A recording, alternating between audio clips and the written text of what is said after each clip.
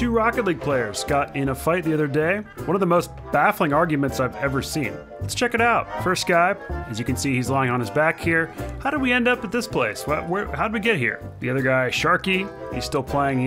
It's all over, but he's just frantically still playing like it's gonna be okay. If he just ignores the fact that his teammate's on his back in the goal line, this is fine. This is fine. Maybe it'll turn around. You know, it's just kind of this desperate act of resistance. This is a weird situation that kind of just came out of nowhere. Let's see how we ended up here.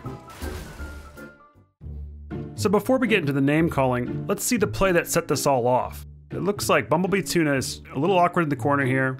He sees Sharky in the middle of the field and decides, I'm gonna roll that ball right over to him. I'm gonna pass it to him. So Sharky delays his hit a little bit, wins the 50, and it rolls towards Bumblebee Tuna, yet he has already given up. It's crazy. Like, I've never seen a Rocket League player give up on such a simple play before. So it looks like from his perspective, he doesn't see this opponent here, so he doesn't know that Sharky is actually considering, you know, if I hit this ball right now, I'll probably get dunked. Instead, I'm gonna delay my hit and get a 50, and that's exactly what happens, but that really set off Tuna for some reason. And then of course, after the goal is scored, he assumes the position of this type of player. This is the forfeiter's favorite position. It's called the Mercy Turtle. Sharky goes, "Why are you so mad? You're such a baby.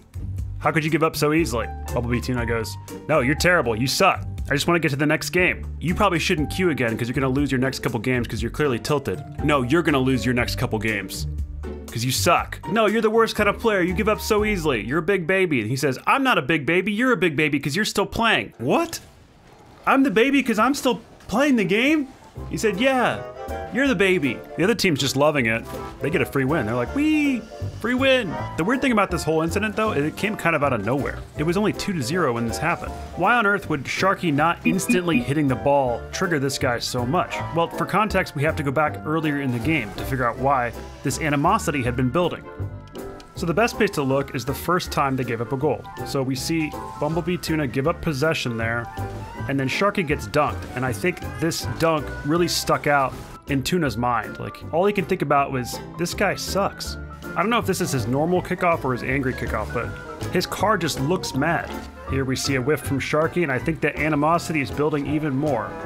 This one's my favorite. Sharky gets past the defender, then rather than go middle, Tuna rotates in behind him, and then, well, yeah, he's not there for that shot. So this is a pretty sloppy game overall. Sharky, really bad clear there. Tuna can't get there. And now you can really see in his car, right after that goal, you could see how he's getting so bad. So then finally all that animosity he had been sowing finally comes to full harvest here. And there it is, that was enough. He saw, hey, Sharky's not hitting the ball instantly. Time to give up. Another fight happened over the weekend. It was a busy weekend for toxicity in Rocket League. It was two opponents on PC versus me and Horny Shrimp. And as soon as I saw him load in, I knew I was in trouble. Sure enough, we had a little trouble with our chemistry and our mechanics and our rotation and our pretty much everything. So before long, Horny Shrimp had had enough and decided to sit this one out. Now the interesting thing about this was because he was on console, there could be no communication, so this fight was going to be all non-verbal. So I asked my PC opponents, hey guys, you've clearly won this game, okay? But instead of just forfeiting, let's teach this guy a lesson, okay? So let me come back. Let me score some goals, get him excited, only to tear his heart out.